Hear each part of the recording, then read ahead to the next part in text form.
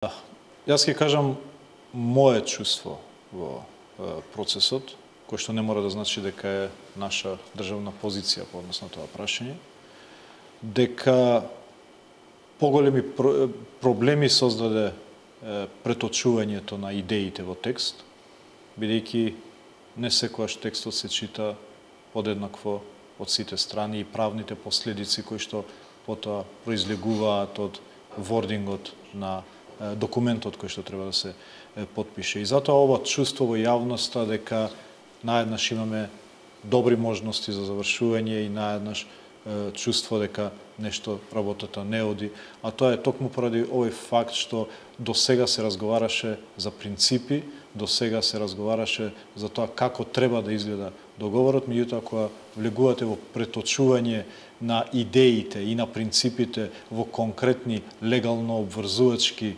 чекори, тогаш ситуацијата нормално дека станува деликатна, станува тешка, станува предмет на различни интерпретации, на различни... Да, вие денес велите, тоа е повеќе прашање на различна интерпретација на пишаното. Тоа е мое чувство.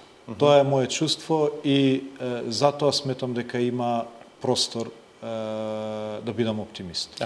Македонското МНР вчера порача дека квалитетот на договорот е поважен од кој било рок, на што грчки владин представник коментираше: имаме добар договор на маса, и сега го продолжувам цитатот, што како што рече премиерот на ПРМ треба набаргу да се затвори, за жал некои инсистираат да играат игри. Каде се главните проблеми? Видете, јас се сложувам дека квалитетот е важен затоа што треба да овозможи одржливост на процесот. Прво, процесот треба да помине низ референдум, треба да помине уште неколку чекори во собранието и така натаму. И доколку нема добар квалитет, ќе бидат бариерите потешки за реализирање. Меѓутоа, не можам да се сложам дека само квалитетот тука е во прашање. И брзината е важна. Дека овој процес доколку сакаме да ги фатиме чекорите за НАТО и Европската Унија, треба да се заврши што поскоро. Сега треба да ставиме на вага која е поважно.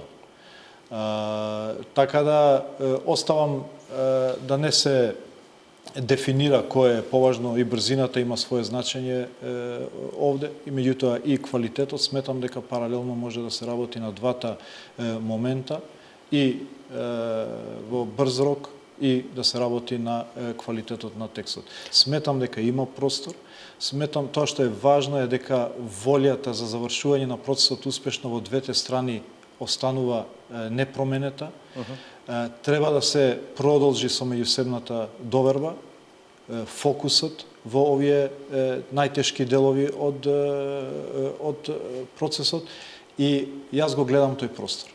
Тој простор кој што во моментот е и предмет на мисинтерпретации, простор кој што е малку фрагментиран, кој што треба само да се консолидира во овој период, можеби и со некој олеснување, за да се дојде до точната интерпретација на тоа што како основни принципи сметам дека немаат суштински. Ве разбирам, кога велите дека не може да се прогнозира исходот, како да оставате простор ова и да не успее, не знам дали е точно оваа моја логика, или сепак работите на вистина отидоа на политичко ниво предалеку за воопшто да се калкулира со неуспех?